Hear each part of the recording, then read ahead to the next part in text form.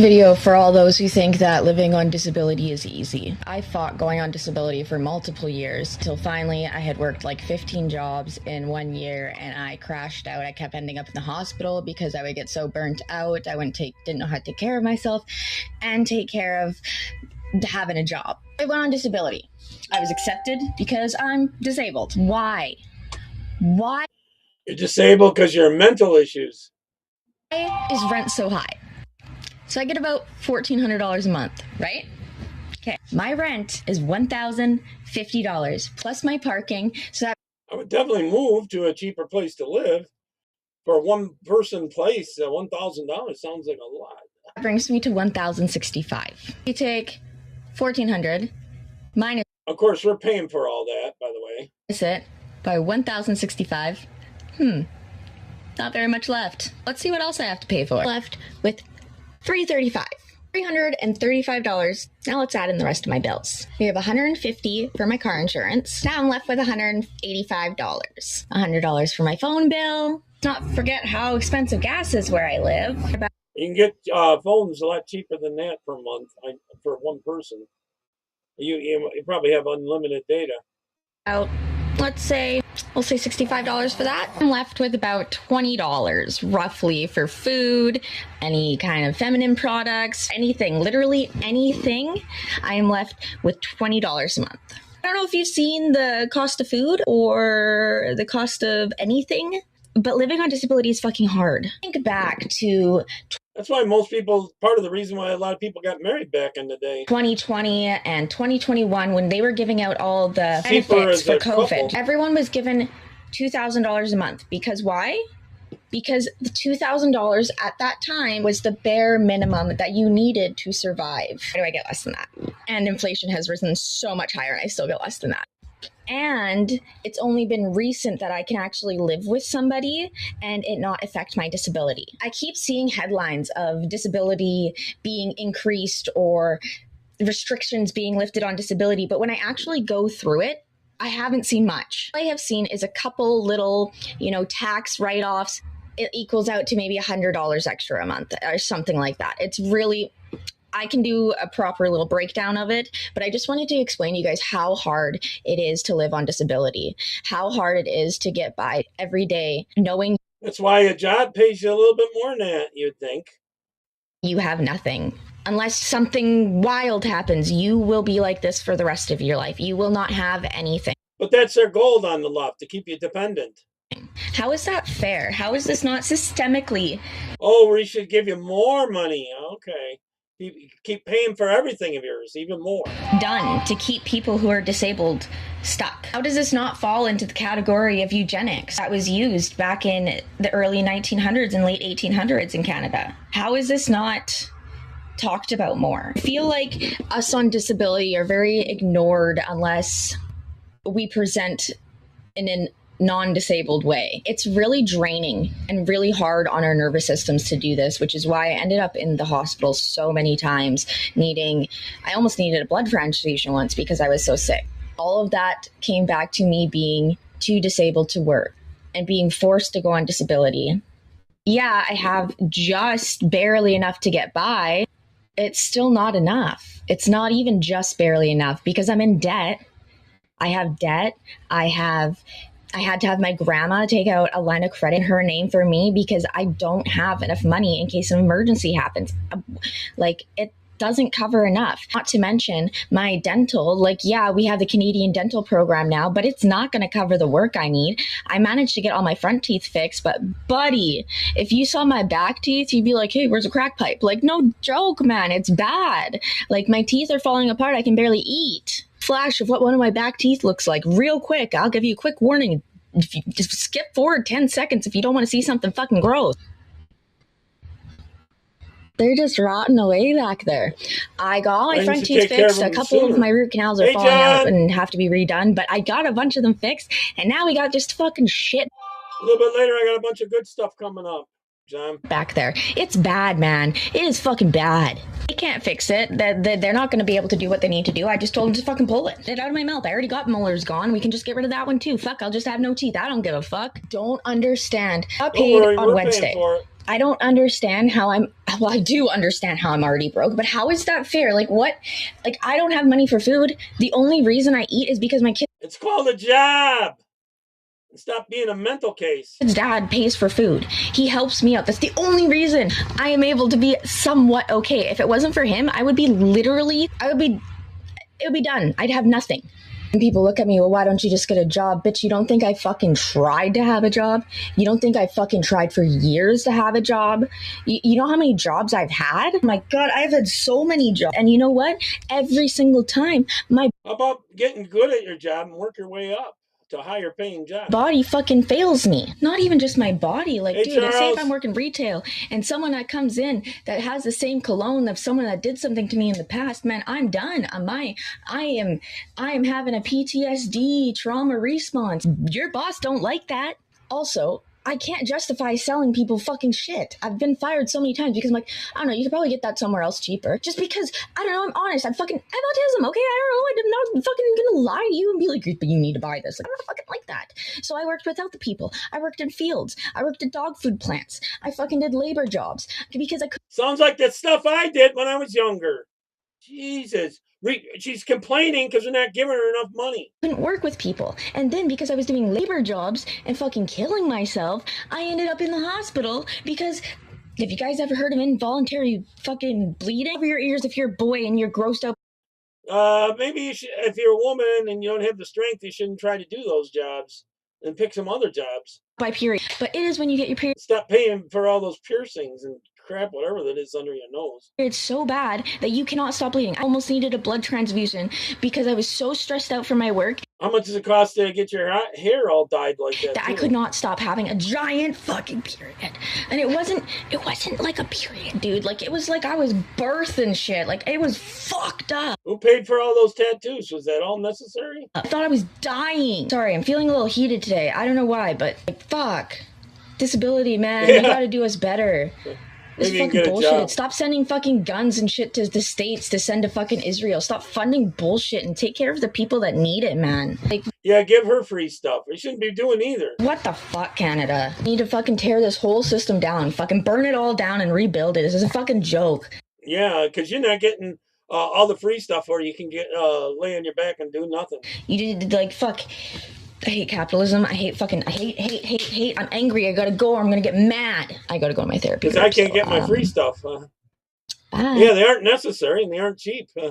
So, and then the piercings and that can cause issues later.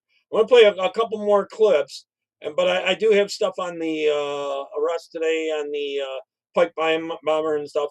I want to see what everyone's opinion is on that. I got some information on that, but I'll wait till some more people get in. So let me play a little bit more here. There we go. You might not like the truth, but I'll never tell a lie. A level of evil we cannot comprehend has been unleashed on our children. This here is Gypsy Rose Blanchard.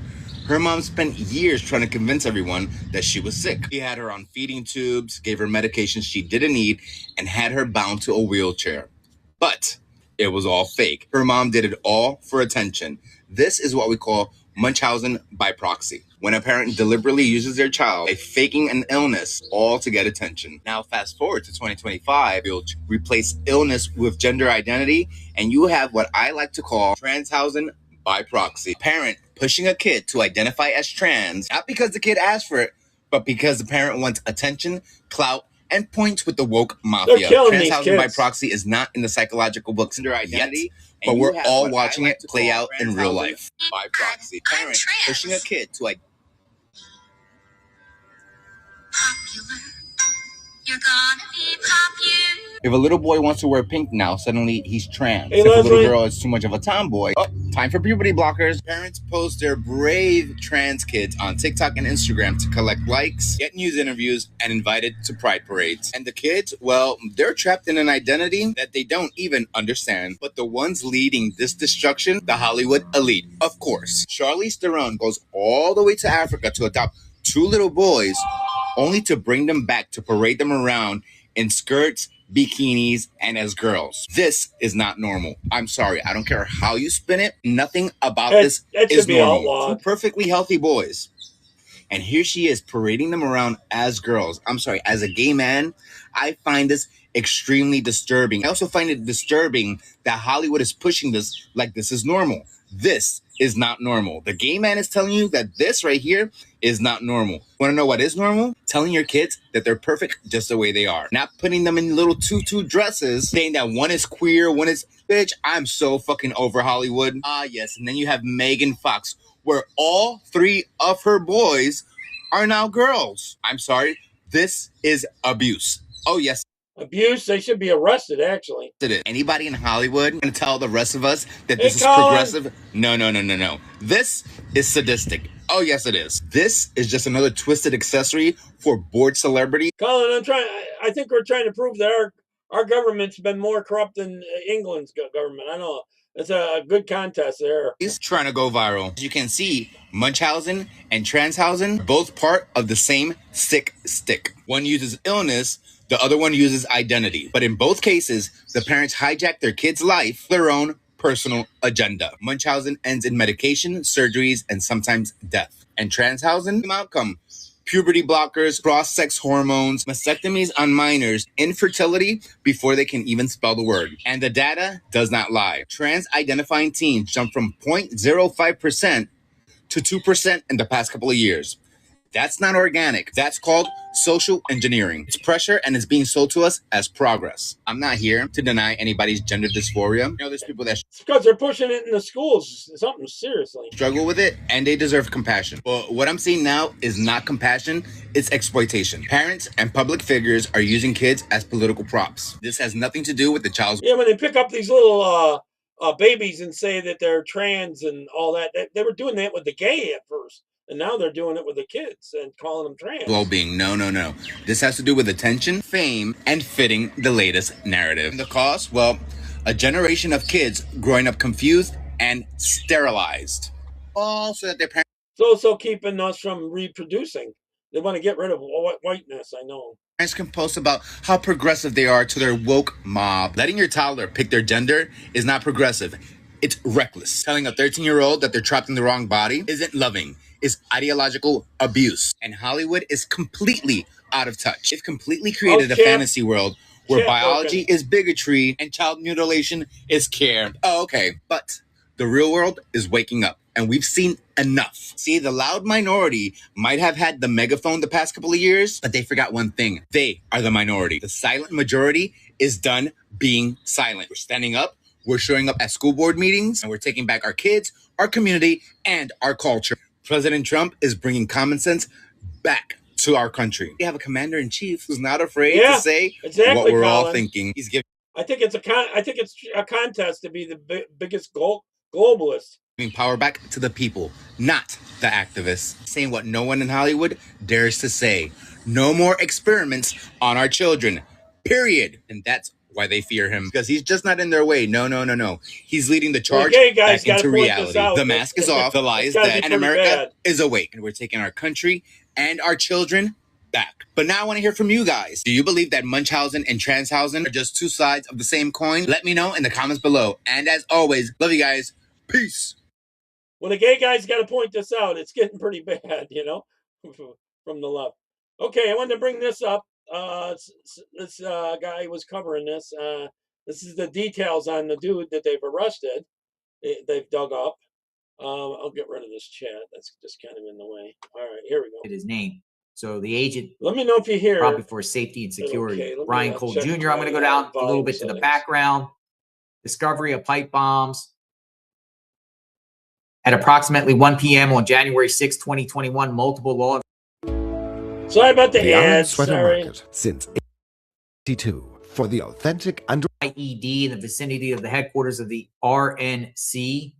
It's 1 p.m. January 6 in Washington, D.C. At approximately 1:15 on the same day, a second suspected IED was reported just a few blocks away at the DNC headquarters outside the vicinity. The RNC and DNC everyone's thoughts on this? National organizations that engage in activities on a national level on behalf of their respective political parties, including the solicitation of donations from individuals outside of Washington, D.C. The headquarters of each organization is used in interstate commerce and affecting interstate commerce. The hazardous devices section of the U.S. Capitol Police responded and performed a render-safe procedure on both devices. Subsequently, the FBI assessed that the two devices were both IEDs, which contained a main explosive charge, a fusing system, and a container. The FBI also assessed that the IEDs used a hard metal container, metal pipe nipples, and end caps, which showed the weapon characteristics were present. The FBI recovered the components of the disrupted devices. These components were processed as evidence and submitted to the FBI laboratory for analysis. The FBI laboratory issued a report regarding the two devices. That they submitted items consisted of two destructive devices that the use of a hard metal container showed that weapon characteristics were present. The IEDs were both of a kind more commonly known as pipe bombs. Both IEDs were manufactured using a collection of component parts and a main explosive charge.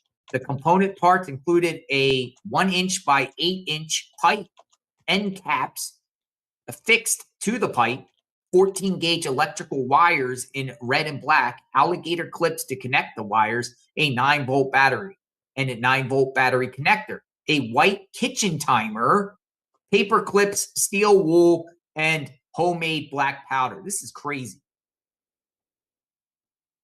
All right, here we go. Pipe bomber identified on surveillance footage. Review of video surveillance footage from the evening of January 5th, 2021 shows that the pipe bombs at the RNC and DNC were placed by the same individual. The individual was observed on video surveillance footage at various locations in the surrounding neighborhood. Yeah, this is the January 6th pipe bomb. Or actually, he did it on the 5th, I guess. He put the bombs out there or whatever. So for the January 6th. So supposedly they were set there 24 hours ahead of time. Between approximately 7:34 p.m. and 8:18 p.m. In the video surveillance, the individual was wearing dark pants, a gray hooded sweatshirt, dark gloves, Nike Air Max. Now, it turns out this guy was working for some bondsman in Fairfax, right near Washington, D.C. He lived right nearby, not that far. Speed turf shoes and a face mask that obscured the person's face. Yeah. The video surveillance footage shows the individual adjusting eyeglasses. This guy showed the picture of the guy. Right here, I'll go back to it a little later. He's a black guy. At times. The video surveillance footage shows the individual carrying a backpack. Video footage shows the individual traveling on foot through the surrounding neighborhood of the RNC and DNC, including portions of the route of travel between the two locations. Through video surveillance, the FBI recreated the individual's path of travel, including timestamps associated with the individual location along the route. Brian Cole. The individual placed the pipe bomb at the DNC at approximately 7:54 p.m. and at the RNC at approximately 8:16 on January 5th. In January 2021, the FBI conducted a reverse projection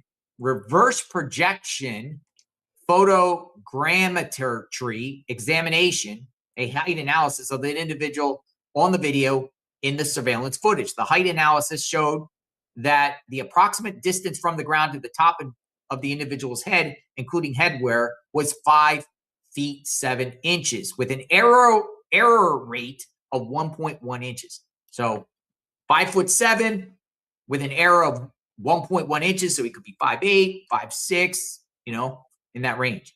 Here we go. Here's we're getting into the meat and potatoes of the whole situation. John. The identification of Brian J. It's a little early. Cole. A lot of times J. Cole. They say J. Cole.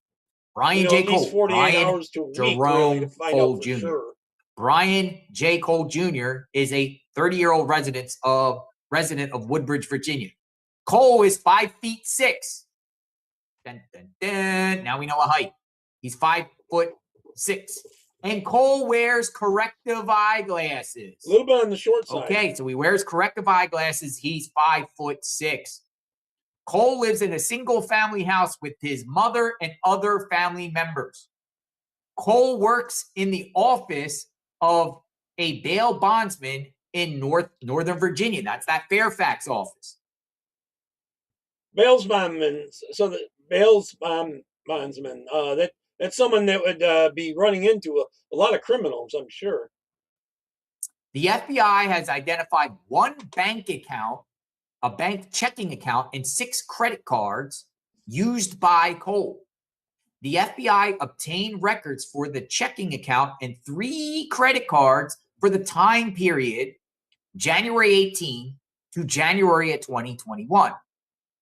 3 additional credit cards were obtained for the time period of January 2018 to November 2025. So it's interesting. November 2025. It seems like maybe they had their eyes on this guy last month. The FBI reviewed the transaction history for all of these accounts. During 2019 and 2020, Cole purchased multiple items consistent with the From the press conference today, they said they didn't have any new information really. They assigned new people because the ones at the FBI wouldn't do anything with the information they had, and they put new people in there to go over this stuff to really hunt this down. It took them 5 years of just sitting on this case. Components that were used to manufacture the pipe bombs placed at the RNC and DNC. Cole, if this really is the person, I bet you he's connected to the Democrats, almost for sure. It turns out he was an anarchist. He wants to overthrow America. Used the accounts to purchase these items from their physical socialism. Retail locations in Northern Virginia, as described in more detail below. So, folks, they got his credit card accounts. Now they're matching purchases that he made on his credit card accounts prior to the placement of the bombings. Both pipe bombs were manufactured using a 1x8 galvanized pipe with markings consistent with a particular manufacturer, the pipe manufacturer. Product labeling. Cole purchased a total of 6 galvanized pipes of this size and shape on or about June 1st, June 8th, and November 16, 2020. So he planned that for quite a while. Multiple times. The purchases were made at 2 different Home Depot locations in Northern Virginia. According to the pipe bomb manufacturer, approximately 26,000 of these items from pipe manufacturers were sold in 2020, and over 22,000 of these items were sold to Home Depot. Both pipe bombs were manufactured using end caps, which were used to close the ends of the 8-inch pipe. The pipe bombs placed outside the RNC and DNC contained a mix of both black and galvanized end caps. The end caps had markings consistent with pipe manufacturer's product labeling. Cole purchased a total of 12 black end caps and 2 galvanized end caps from 4 different Home Depot locations in Northern Virginia on the following dates: October 22nd, 2019, March 10th, June 20th, July 8th, and November 16th. You think it's more likely to be the female, huh? According to the pipe manufacturer, approximately 233,000 of the pipe end caps. I wonder, possibly, John, if they know each other or were in on it together. From the pipe manufacturer were distributed in 2020, including to the Home Depot. In addition, approximately 179,200 galvanized end caps from pipe manufacturer. I hope he ends up talking. Distributed in 2020, including to Home Depot. Both pipe bombs were manufactured using a 9-volt battery connector with it attached red and black wires. The 9-volt battery connectors used in the pipe bombs had identifying information on the black and red insulated wires that were consistent. Now I'm wondering, I haven't played this far enough, if this is a 24-hour timer, because I believe the timer they had was like an hour or 2-hour thing or something. With those distributed in North America by a known company and its predecessors, the 9-volt distributor. Cole purchased 5 of the 9 distributors' 9-volt battery connectors from Micro Center in Northern Virginia on or about November 12th and December 28th, 2019, including cash purchases made during the December transaction. Fewer than 8,000 of 9-volt distributors' 9-volt battery connectors were distributed in the United States from 2017 to January 5th, 2021. Both pipe bombs were manufactured using a white kitchen style timer. Cole purchased 2 white kitchen timers from Walmart in Northern Virginia on or about June 30th, 2020. Both pipe bombs used a mix of 14 gauge and red electrical wire. Yeah, Cole purchased the gate of the 14 gauge electrical wire in red and black on or about May 23rd. I'm kind of wondering if he made this stuff and she planted him. And October 22nd, 2019, and on or about September 27th, October 7th, and November 24th, 2020. Hey, Cole's Mr. Fixer. purchases of 14 gauge red and black electrical wire were made from Linda, one Home Robin, Depot and one Lowe's Charles, location in Northern Virginia. Bonnie. Both pipe bombs were packed with steel wool. Cole purchased steel wool from a Home Depot in Northern Virginia. He's done. It's a wrap, folks. He purchased steel wool from a Home Depot in Northern Virginia on or about December 4th, 2020. In addition to purchasing each of the components used to make the pipe bombs, Cole's purchased equipment that would facilitate the manufacturing of a pipe bomb. Such items included. Yeah, I kind of wonder sometimes on the Patsy thing, Mr. Fixer, if they kind of let they know of this stuff, and I kind of know of that a little bit on some of these extremist terrorists. They kind of let it happen, and then they can use it, Never let an emergency go to waste. Safety glasses on or about June 8, 2020. A wire stripping tool on or about November 14, 2020. Wire nuts, which were used to join wires together on or about November 14, 2020. Sandpaper on November 21st, 2020. A machinist file, a tool for shaping and smoothing metal parts on or about November 21st, 2020. Protective glasses and disinfecting wipes on November 20th or November 24th, 2020. For the other platforms, Charles commented, Tampon Tim said that they're driving by his house saying he's a retard, and he did mandate tampons in boys' restrooms. Clearly, the males do not have a vagina. Good one. 20. Following the placement of the pipe bombs on January 5th, 2021, Cole continued to make purchases of components used in bomb making. For example, on January 20th. You got to remember all that was done 5 years ago, and they're just trying to figure it out now because the people that the FBI had on it was doing nothing on the case. I mean, they have facial recognition and all that crap and fingerprints, and they can tell where you bought everything. Phone locators, you can go back and find that stuff. January 21st, 2021. Cole purchased 1 white kitchen timer. Oh, he was ready to do this again.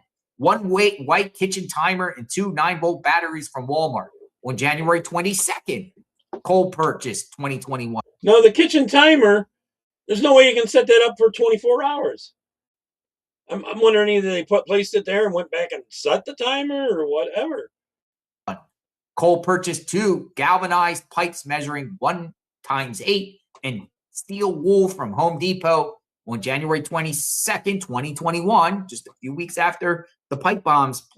He's buying more. So it sounds like he was going to do it a second time. Stuff.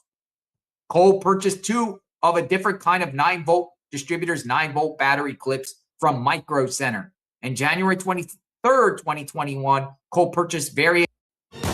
Oh, sorry about the ads. Let's skip it.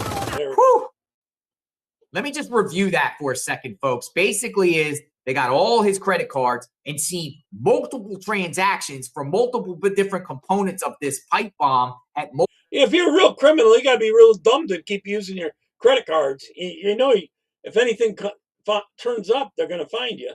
They definitely can track that all back. Multiple locations bought on a course from, it looks like 219 up to about, before the pipe bombs were placed. And he's buying all these things at different stores with his credit cards and buying all the components that were found, within this. And he's not in the field that where you would be buying any of this stuff. This pipe bombs that were found at the location. Everything that, the pipe bomb was made of he's buying the parts at different times in different locations throughout the course of maybe like a year and a half prior. So he was planning this, or at least buying the parts for this pipe bomb for a year and a half prior to the placement of it. And then after January 6th, a couple weeks later, January 21st and 22nd, he's starting to buy more parts, again, for maybe to build another bomb. Man, we love the FBI, man. I've told you they're good on this stuff. They're good. They're good. Okay. So then why'd they sit on it for 5 years? He had to get a new team in there to go over the evidence and to track this guy and find all this. They could have found all that stuff 5 years ago. Oh, they got the guy. They got the guy based off his purchases alone, but there's more. There's more evidence. There's more evidence. That's just one aspect of how they nailed this dude. All right. Cole's location on January 5th, 2021. Yeah, intentional. Since at least as early as January 5th, Mr. Fixer, do you think there's a possibility that there's someone on the inside that was covering for this? Or they kind of allow stuff to happen, I think, often. 2021, Cole has been the user of a specific telephone number associated with a cellular phone, the Cole cell phone. Here we go. This is the phone records. The FBI obtained historical cell phone site records associated with cell phone towers located in the immediate vicinity of the RNC and DNC for the relevant time period of on January 5th, 2021. Historical cell site records associated with cell towers. I don't know why people don't maybe even switch your thing off to airplane mode or something like that. Then it won't go to the cell towers. Cell towers provided location data for telephones at specific points in time when the cell phone engages in a transaction with the cell phone tower. Such transactions can include voicemails, text messages, and other data. Transactions involving data usage can include a user's active use of a phone. It just boggles my mind. They can find this all out now with the same info, but they couldn't 5 years ago or even 4 years ago. Navigating to a web page and during a user's passive use of a phone, such as when an application on a phone refreshes data in the background. I know records obtained from the cell phone provider that provides I know I'm being cynical, but they've lied to us way too many times. That's what makes it hard to believe them. Provide service to the Cole cell phone, including historic cell site records associated with the location of the devices on the provider's network on January 5th, 2021. Provider's records include location data for devices on its network that engaged in transactions, including voice calls, text messages, and other data usage. Each of the provider's cell phone towers in the vicinity of the RNC and DNC have sectors that provide coverage for a particular tower.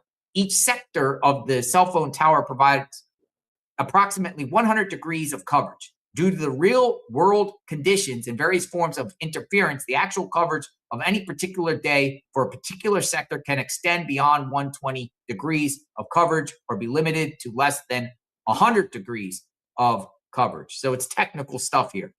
For each cell phone tower, providers' historic cell site records show the particular sector that engaged in each of the transaction for each individual cell phone tower. The FBI's Cellular and Analysis Survey Team, aka CAST, FBI CAST, has analyzed the location of the Cole cell phone on January 5th, 2021. Provider records show that the Cole cell phone connected with the provider cell phone towers consistent with the Cole cell phone being in the area of the RNC and DNC on January 5th, 2021. FBI CAS got them. The Cole cell phone engaged in approximately 7 data session transactions with provider towers between 7:39 p.m. and 8:24 p.m. Provider's historical cell site data shows the specific tower for each of the transactions along with the sector of the tower that engaged in the transaction with the Cole cell phone. The 7 transactions between the Cole cell phone and the provider's cell phone, provider's towers occurred at approximately 7:39 p.m., 7:44 p.m., 7:59 p.m., 8:14 p.m., 8:23 p.m., and 8:24 p.m. 2 transactions took place at 7:39 p.m. During the time period, the Cole cell phone had transactions with 5 different sectors on providers' cell phone towers. At approximately 7:39:27, the Kohl's cell phone interacted with a particular sector of provider tower 59323, which faces southeast approximately 120 degrees from its location at 103 G Street, Southwest in Washington, D.C. Likely, yeah. That's why I'm wondering if there's two of them the in on Kohl's it. cell phone interacted with a particular Fixer. sector of a provider tower at 126.187, Yeah, homemade which black faces powder. east, approximately 90 Can you degrees from take shotgun its shells and take location the powder out of on them 200 and Independence use that, Avenue, or? Southwest in Washington, D.C. So it's really it's so much technical stuff. The point is, folks, that his cell phone matched the towers in that general area based off FBI cast around the times that the 2 pipe bombs were placed. Right? They're doing the time. They're doing the times. So 7:30. They say the pipe bombs are placed at what time again? They were saying 7:54 p.m. The DNC and RNC at 8:16. So basically, in a nutshell, that his cell phone was in those locations at the time. An FBI cast. Yeah, was Kathleen. able A to lot of determine people that. are thinking that. In chat. Here's another thing. Cole more is a likely, registered owner of a 217 Nissan Sentra with a Virginia license plate. On January 5th, The thing is, supposedly they've had all this information 5 years ago. 2021 at approximately 7:10 p.m., Cole's Nissan Sentra was observed driving past a license plate reader. That reason of 5 years ago makes me think they're connected to the DNC somehow. The left somehow, or Antifa, and they didn't want to come down on them. They almost sort of like the shooter that tried to kill Trump in Pennsylvania. They don't really want to get to the bottom of it. At the South Capitol Street exit from I-395 South, which is less than half mile from the location where the individual who placed the devices was first observed on foot near North Carolina and New Jersey avenues. Southeast at 7:34 p.m., approximately 5 minutes later at 7:39, the Cole cell phone began to interact with the provider towers in the area. So as Nissan Sentra is coming to the scene, seen on license plate readers, right? His phone matches around the same time. Cole's other contacts with Washington, D.C. The FBI has... I kind of think they had the patsy all along, Mr. Fixer, and they're just... finally someone got in there to take him down, but they're looking at evidence that was left behind by the former deep state. Analyzed Cole's purchase history associated with the accounts between January 18 and January 2021. Cole made a total of 5 purchases within Washington, D.C. on or about the following dates: January 13, 218, January 16, 218, October 31st, 219, December 5th, 2020, and December 14th, 2020. Approximately 3 weeks before the pipe bombs were placed on or about December 14th, 2020, Cole made a purchase at a restaurant near 1st and D Streets, Southeast. The restaurant is located across the street from the entrance of Rumsey Court on D Street, Southeast. Now, I don't know about those purchases there or him being in a restaurant is relevant to this. I think they're just trying to show that he was in the area at the time. But it's interesting because that time is December 14th. Now, keep in mind, right before January 6th, there was a couple of events, big rallies, big events in Washington, D.C. Stop this, or the Million MAGA March. I remember they had the Million MAGA March right after the election in November, and then they had a follow-up. I was there in December 12th. Event around the 12th of December or something. Mass people gathered in Washington, D.C. That's when a lot of like Antifa and the Proud Boys and all them were fighting in the streets of D.C. So he's back around there on December 14th in D.C. eating. So it's just interesting. For the yeah, I was there on the 12th doing that Harry's bar or whatever, restaurant bar thing, and one of the Proud Boys, they got stabbed or cut open by and then that guy almost got beat up. But the DC cops came in really quick to save him. I tell you, so he had snuck in down one of the alley like things and got him from behind. Following reasons stated above, there is probable cause that on January 5th, 2021, Cole placed pipe bombs outside of the RNC and DNC. I mean, come on, folks. The three major things here: FBI cast, his cell phone's there at the scene, his cell phone that he uses He didn't there die. at the He scene, got all cut over the back. towers He right didn't there die. by the RNC and DNC, his Nissan Sentra there at the location based off license plate reader, and his purchases. All this, I think all of it, the combination, he's the guy. Yeah, it's too early yet. He's too the early, guy. Mr. Fixer. So I want to wait like a week. He's the guy. More will He's come the guy. out. How could it not be the guy? You think someone else used his credit You know, the press conference today was very lacking in details on a lot of this stuff. cards to purchase the pipe, or to purchase the pipe parts, the pipe bomb parts? Do you think someone else at the same time took I hope he ends up talking. I hope he ends up talking. his car and drove it to the location the same day the pipe bombs were placed? Do you think now that's interesting, both. Janet, because evidence all been ignored for years. Why? They had the guy's license plate. Why didn't they nail this guy before? Yeah, if they had his license plate all this time, they didn't even bring him in for questioning. 5 years ago. Or were they building a case against him or something like that? Clearly his car is there. You see on a license plate reader in the area, identify all the cars that were in the area. Why didn't they nail this guy before? It seems like that he was planning this for a while, Tammy, or at least, decided to make a bomb. But the fact that he didn't buy all the bomb components in one shot, he went to different locations to get different parts with different purchases at different dates. Making good points. Like so many different dates. There were so many different dates going back to 219, maybe like 218. So many different dates. And about one part here, one part there, but is he trying to trick? And yeah, Charles, and there's cameras on a lot of those corners and stuff there. But he's using his own credit card, which is still a paper trail. Why didn't he buy cash? Why didn't he pay for this stuff with cash? And I guess some of the pictures and video are missing now. Been deleted. It's him. I'm 100% convinced here at this point. It's him. The question is, he could have been easily caught way back in the day. Literally, probably, the license plate reader put him at the scene there.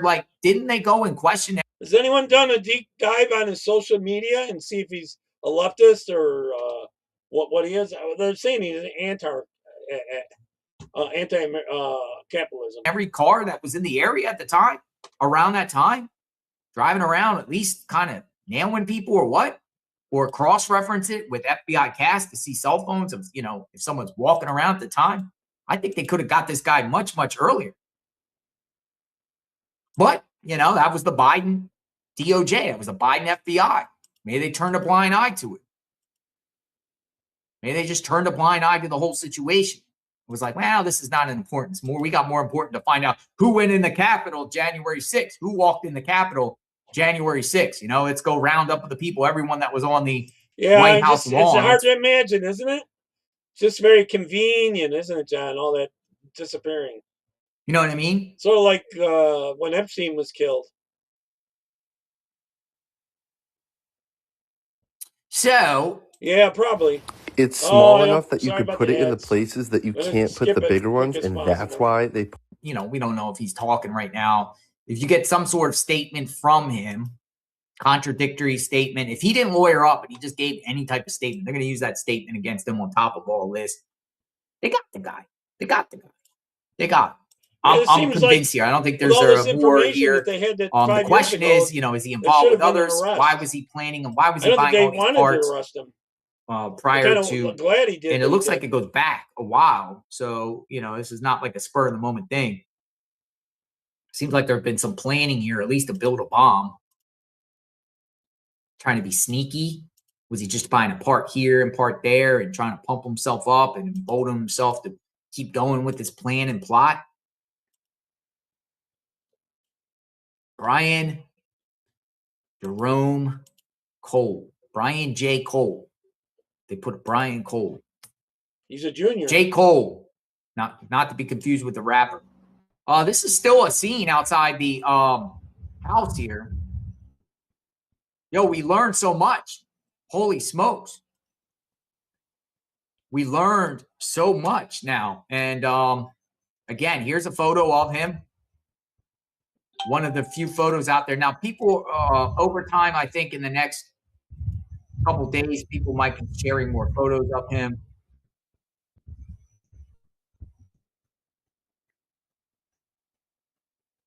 Fast forward a little bit. Jury nullification. Do you trust the judicial system in Washington, D.C. for the prosecution of this individual? Yeah, they might. If you try. Oh, by the way, his in, grandmother says he's a good boy. If you try this case in D.C., he might get off. We are still live, so we're going to kind of stick here a minute and see what comes out of this. And then, oh, look, it's right here.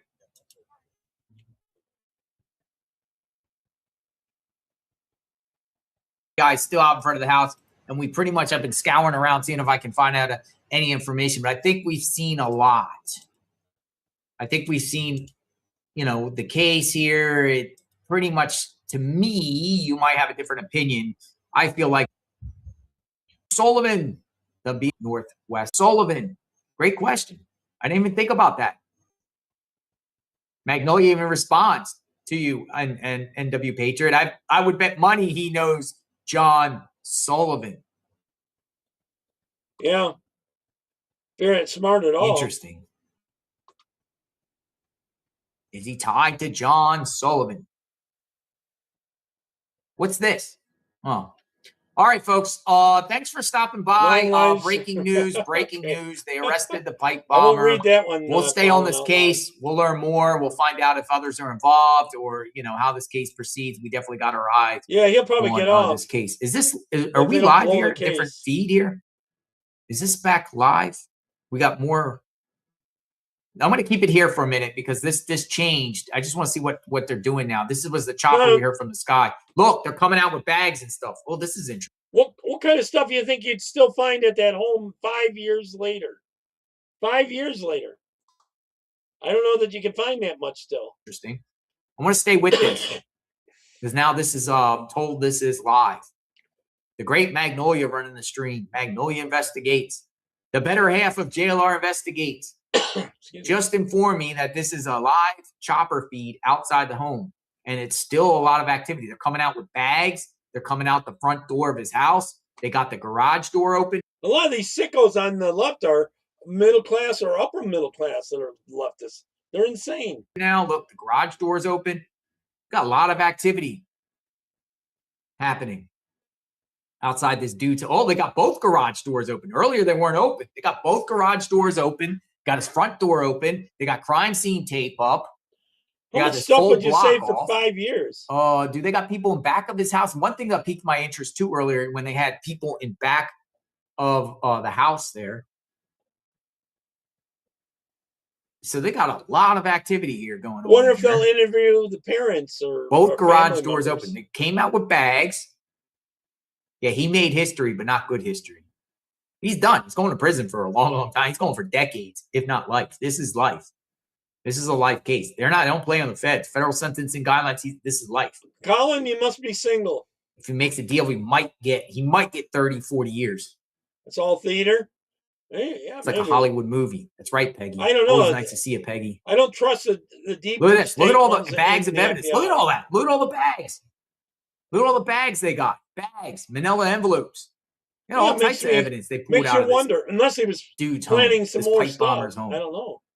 And who would do that 5 years ago and do nothing since then since they didn't arrest him or even question him? Bags of, Fed's got a 97% conviction rate, literally. Well, they get that in D.C. because they go after January 6ers, and that's like 100% there. Sullivan is from Utah, if I remember correctly.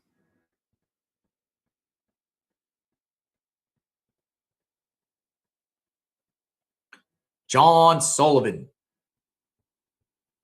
Is he friends with John Sullivan? Great question.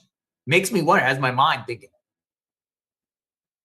Though, John Sullivan, because I during the course of January 6th, I was out there, didn't go into the Capitol. didn't go in the Capitol, but I was out there covering as a journalist, and I was there. I was going to try to January be there. 5th, January 6th, and I can tell you the night before, I personally on my videos got John Sullivan all over BLM Plaza. Well, I was Mr. up in Fixer, BLM Plaza, all types of craziness. It was chaos. Mr. Fixer, it's hard to trust them because of all the lies they've done. They've been lying to us for years. In those streets. January 5th and January 6th, chaos all over the place. And I got a lot of footage of John Sullivan myself.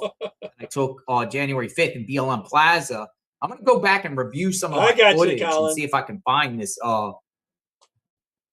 Luckily, I'm married, Colin, for 47 years. Married 45, been together 47. Pipe bomber, see if he pops up. It's a great question. Now it takes me back to see if I can find this guy in any of my footage. That was all over the place. Hi, Pat. On January 5th and January 6th. Yeah, you ever move? You don't know. A lot of stuff you've lost, you find when you go to move. You don't know how much stuff you have until you go to move. Scary part about it is, the scary part about the whole situation was, I was over by the shakes are thick, the Lincoln Memorial or the tower, the thing where the clips where the president was speaking. Well, I was out in the field there, and I was just interviewing people and stuff. And I remember it was very, very cold. And I was staying at a hotel way west, like DuPont Circle. And around, I don't know, 12:30, 1 o'clock, I decided to go back to my hotel to warm up my hands because it was really cold. And no cell phone reception out there because there were so many people out there. And when I got to my hotel room, I was getting it. Then the alerts cards started popping up. Oh, they breached the Capitol. They breached the Capitol. They're going in the Capitol. I'm like, holy smokes. So I got some coffee, put on my gloves, and I went and zoomed to the scene. And by the time I got there about 3 o'clock. I had to walk. And I got to the Capitol, outside the Capitol, I was outside, sidewalk and everything like that. The whole place there was 50,000 people surrounding that Capitol, filming and everything like that. And then I'm watching the response of the law enforcement coming in, and then the mayor gave a curfew and told everyone to go home. But it was complete chaos. Just so many people, Bet you some of you can write a book. But I'm gonna go through my footage and see if I can find this guy, and see if he's in any of my footage. My January 5th, you think January he was at the Capitol I was also in DC. I guess in November, the bombs are planted and on also the 5th. in December too. I think it go was the off 12th, on the 6th. around the time he's out there, 14th Eaton, the 12th, 13th, somewhere around. Or that maybe time. she. Maybe it was the 14th. Was it the 14th? Seems like maybe he made him and she planned it. Could have been the 14th. Could have been the 14th. So this is the I guess I'm sorry to hear that, Colin. Maybe you say it was a good. But for us on JLR Investigates, we don't really talk much about the pipe bomber, like in the course of any lives or. If you live in a New York zip code and have 0 DUIs in the last 5 years, listen carefully. And I've been posting a lot on social media. I personally thought the bomber about 5 seconds of a female Antifa from Washington, D.C. or part of that network. I had my eyes on one of these Antifa people, and I posted some photos saying I suspect it's this person. No regrets whatsoever, because those Antifa are like very violent, dangerous. Going from the inauguration outside in 217 all the way through, responsible for lots of street violence. I thought it was like one of the Antifa it says in my phone there in Washington. It says in my phone, Gloria, the boss, Washington D.C. that could have done this. So this shocked. I'm shocked. He's a 30-year-old Antarctica. So I thought it was Antifa, DC. Yeah, it's Antifa, basically. And I also thought that based off just the build of the. I have not seen one screenshot. Videos that they were showing. I thought if he was that way, he'd be on some. I thought the person that maybe he's on, likely on Blue Sky and probably works for the government. Probably. But this guy is Antifa. This guy is Antifa. When I'm saying Antifa, I'm talking about Washington, D.C. They have an Antifa, Washington, D.C. Antifa group. This guy is Antifa. It's the way they're reporting it. Anarchist, Antifa.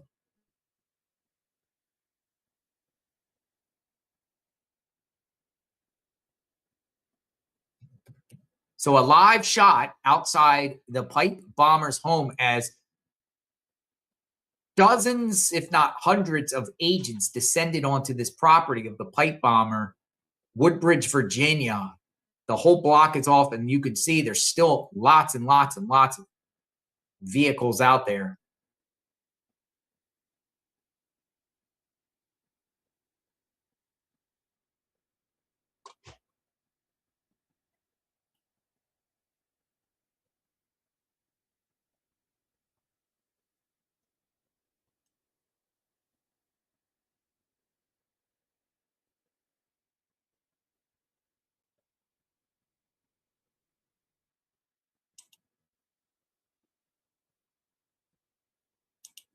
No, we're all skeptical,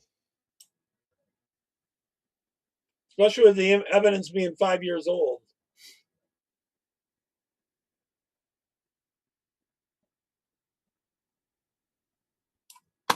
Neighbors are shocked. Probably in the moment of their shock. Sucks to be this guy's neighbor. Would be. Maybe they don't care. Maybe they support him, though. I wonder what some of the neighbors say and other people. He probably had have some people he was communicating with online and stuff. I don't know how anyone can support this as far as placing pipe bombs. They got the garage doors open, his front door open, and federal agents keep coming in and out of this house here, and they got the entire cul-de-sac filled with bomb squads, emergency vehicles. Well, that's a good thing, mobile Colin. command center, FBI agents. They came out with boxes and manila envelopes, evidence. Again. Assuming. Cold and wet here. It's very cold here. I'm going to get worse.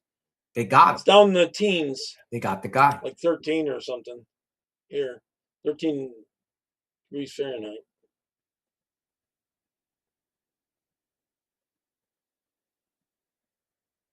Yeah, who went hunting? Anyone's gone hunting?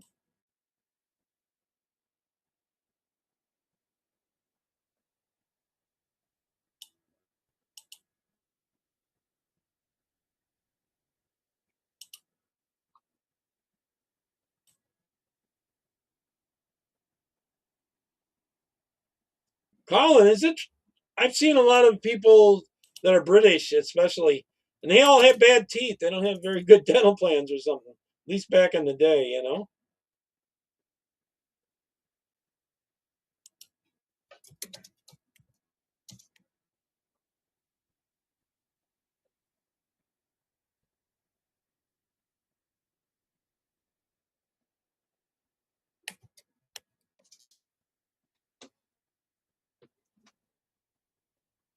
Oh, they're still around. Oh, what's this? What's this? They had a ladder to get. Is that a ladder? Are they searching the attic or looks like a ladder to me? Going in his gutters or what? What's going on here? Looks like they're trying to shorten the ladder. I don't know. Or maybe that ladder was there and they're checking out what they had stuff hidden. I don't know the answer to that. Ladder, FBI. A guy posted on another post this morning. Upper Wisconsin, huh? Where do they go? What are they doing? Some insight. Oh, okay. Where are they going? Back of the house? Where are they taking that ladder? Go around. Hopefully the chopper goes around the back and you can see the back end of this. I can see Chet's working okay. 5-bedroom, 2.5 bath. Oh, you got more than us. $700,000 home. I live near the lake, so Woodbridge, we can get 6 inches that easily. The pipe bomber lived with his mom and dad. His dad with the same name, owner of a bail bondsman company that centers around immigrants. And his mom, a real estate agent, and it appears the brother, and he also has a sister. The brother was seen here at the house, not the sister. Where are they going? See? Where are they going? Yeah, take us around. Take us around the suspect's home here. Who do we got? I hope he wasn't framed. What do we got?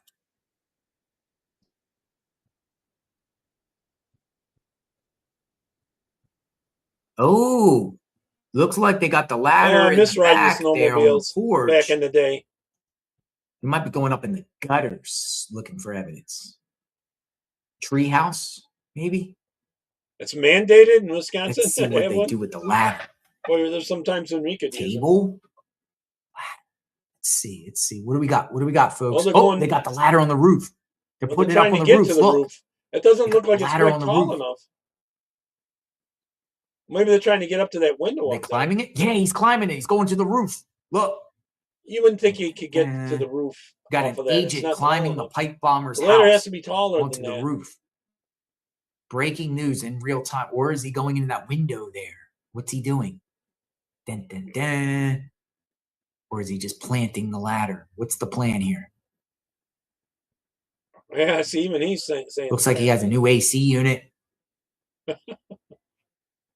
Where are we doing? FBI agents. Look at the ladder. Like a back porch.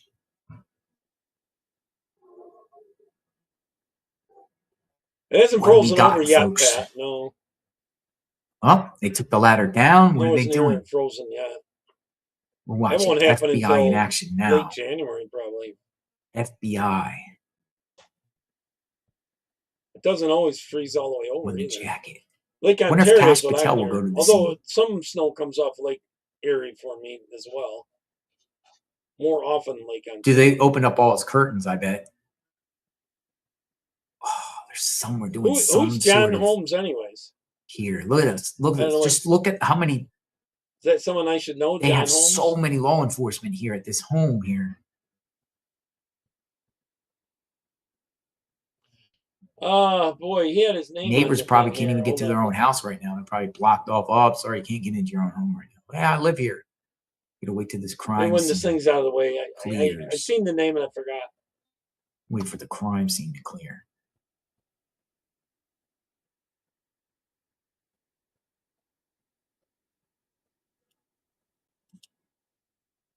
I'll tell you when at the end here. Interesting stuff. We are live. A great actor. May he rest in peace. Oh, okay. I don't remember. I don't remember hearing him.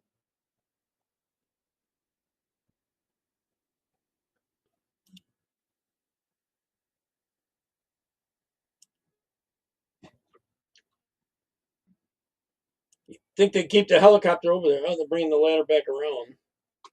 I think they're trying to get on that roof and they can't find a good way to get there. Equipment at Home Depot and Walmart. Wonder what's up on the roof that they would think maybe something hidden somehow.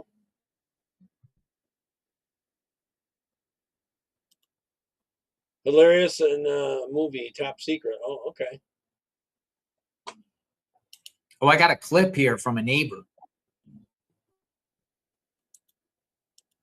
Neighbor spoke. They said the FBI had guns drawn when they came there. Oh, so there's going to be an interview of one of the neighbors, huh? Let's see if he plays it. I hope he does. They'll say, "Oh, that guy was really strange," and all that kind of stuff. They don't say anything until after the fact.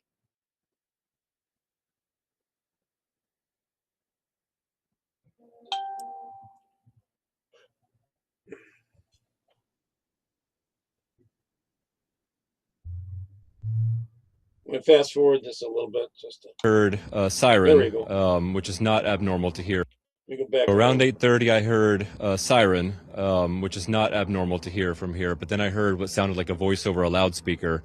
So I came outside to just hear what I could hear.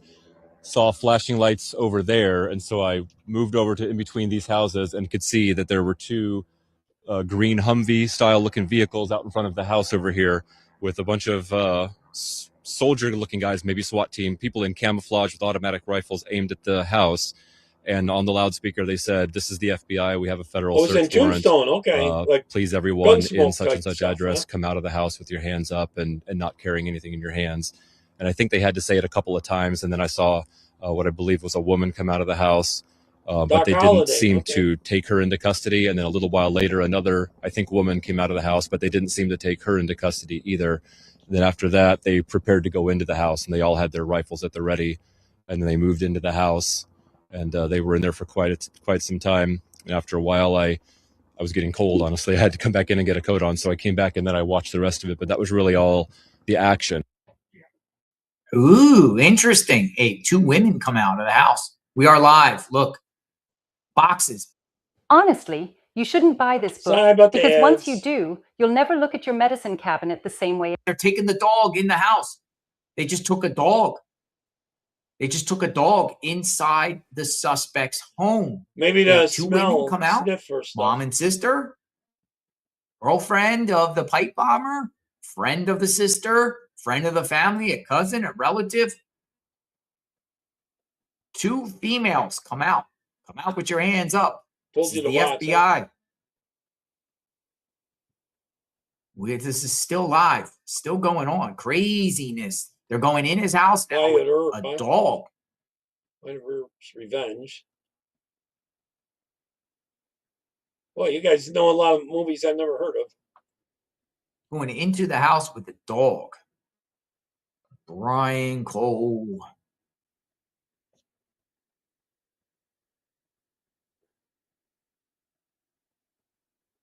The Cole house. I'll be your Huckleberry. I've heard of Tombstone. Brittany. Got a sister named Brittany.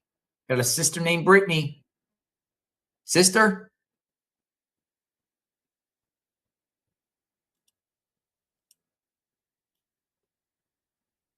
One of the sisters, the one that was in the other video. Guns blazing. So they're inside the house right now. The FBI of the pipe bomber's house. They're inside there.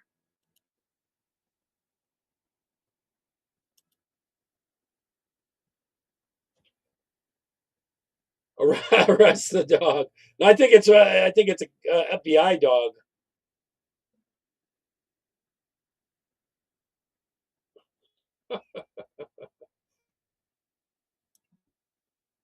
Oh, they're coming out the front door. Somebody's coming out. They're coming out the front door. Who's coming out?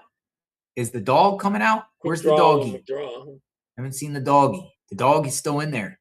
Here's the dog. It's still inside his house. They're probably doing like a bomb sniffing dog. There should be a cartoon. Type of explosives or maybe explosive materials.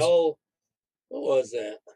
More pressure cookers or kitchen timers, or wires or caps, receipts.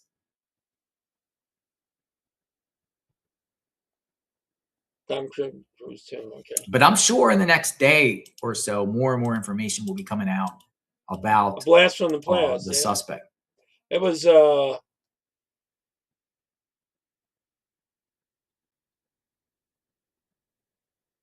usually happens. It was the ones that stayed in their basement for years and they came up. And when the FBI gets you, they get you. They do get you. It's up to you to prove your innocence. And you're going against a $100 million budget, if not billion budget. Yeah, they've had 5 years to frame them. Who are you going to go? You and your $50,000 paid attorney is going to go take on the FBI?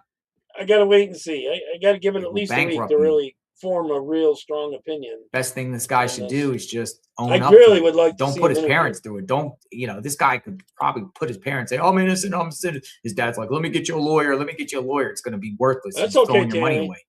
Let me get you a lawyer. The lawyer's going to I got some other stuff I'm going to play after this one's done. Might as well just stick with a public defender. Looks like he has at the taxpayer's expense. 5 minutes left. And try to make a deal. Maybe get 50 years instead of life. I give him a deal if he talks. But he might put his parents through this. Mom, I'm innocent. I'm innocent. I'm innocent. I'm innocent. He knows what he did. And then his parents feel sorry for him and then get him a lawyer. And just wasted. Hey, Tammy. Waste the money because that lawyer's not going to be able to do anything for this guy that a public defender can't do if you're guilty. I don't know. In this particular case, even if he was to retain private counsel, I see this as a $200,000 plus job. Al Capone. That's it, Charles. Ain't no lawyer going to take it for 10, 20K. No way. I don't know if that's my stroke or just old age. One or the other. he's guilty, just take the public defender and save your family. Plus, they also, he might know that, you don't, they can even say to him and kind of imply to him, yo, if you don't fess up to this, whatever like that, we're going to charge your parents with aiding and abetting. Something. It's in your house, your parents. I hope someone does the Wayback Machine and finds the social media. Okay. I'm very curious about that. Or he could be lawyered up. Who was he talking to? Nope, I want a lawyer. F you. I want a lawyer. Nope, here's the dog. The dog came out of the house. There it is. Oh. Dog going back in. Dog came out. Dog's going back in. There they are. They're in the bomber's home. They just had him go to the bathroom, or is that the FBI dog? They're in the Woodbridge home right now. Dog went back in. Dog came out. Maybe got a doggy treat, maybe. Some direction on what we should do. Use the bathroom. Somebody said use the bathroom. I don't know him. I just they might just let the dog use the bathroom inside the guy's home. He's not live now. Not even legal? I watched a little bit. I said, hey, all right. Bring the dog. What about the dog has to use the bathroom up? Use the bathroom inside the home. Hey, Marianne. Not even legal. Could the FBI get in trouble for that if they just let the dog use the bathroom? And then, we're kind of like laughing about that a little bit. But it's a great question. 20s, I'm guessing. Probably early 20s.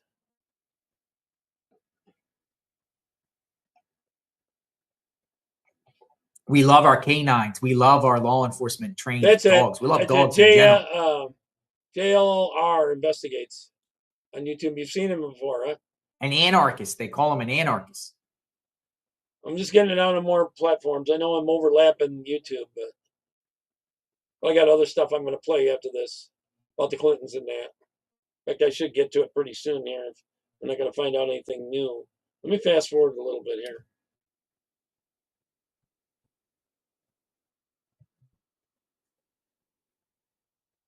Earlier, if you're still here, thank you. Yeah, thank you for the gift of membership. And February 6th. I don't know if we're going to find anything new. Coming out of the house.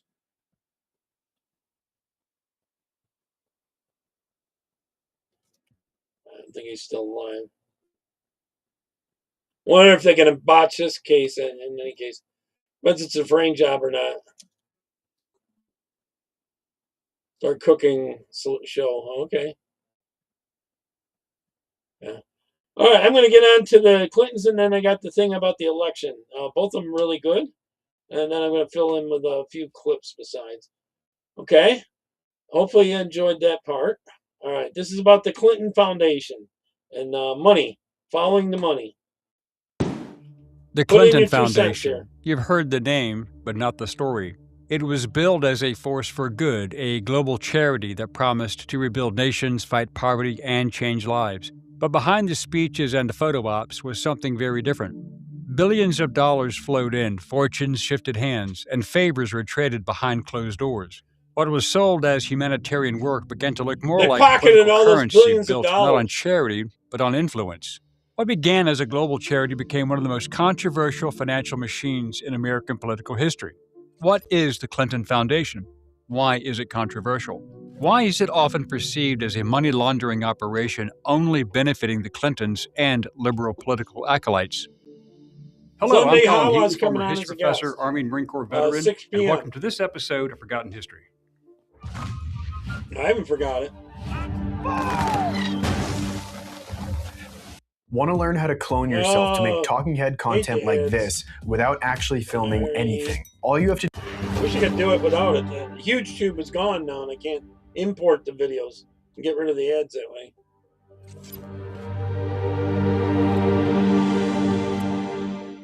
The devastating 2010 earthquake left Haiti in tatters. The country's economy reeled under the biting and excruciating effects of the disaster. Never let an emergency go to waste. Because of their history with Haiti, the Clintons seized this chance in the interest of assisting Haiti in its times of unparalleled difficulty. But their involvement with the earthquake relief programs was the final proof Haitians needed to show that the Clintons' true intentions with the country were to rob it for their own parochial interests. Bill Clinton's influence in Haiti ranges from the 1990s agricultural policies that destroyed the country's rice industry to the meddling in internal affairs and finally to the earthquake. There is a sense of permanence attached to the Clintons' name as regards their activities in Haiti, particularly the Clinton Foundation. When the earthquake struck, global response was to send in donations to Haiti. But of course, that needed a commission that would be designed to have an oversight role as regards to the disbursement of the various relief packages pouring through. The Clintons stepped up to lead the global response.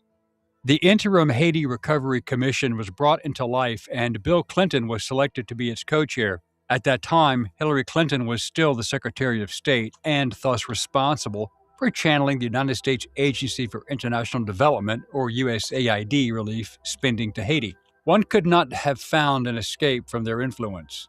Co-chairing the commission alongside Bill Clinton was Haitian Prime Minister Jean-Max Bellerive. Some $13.3 billion was pledged by international donors so that Haiti could be rebuilt and the lives of Haitians uplifted. But this was a sleight of hand at best. The You're lucky if they got 1 cent on the dollar. IHRC was composed of two parts, one that had the foreigners and one led by the Haitian Prime Minister. Bill Clinton chaired the foreign part, which had all the donors.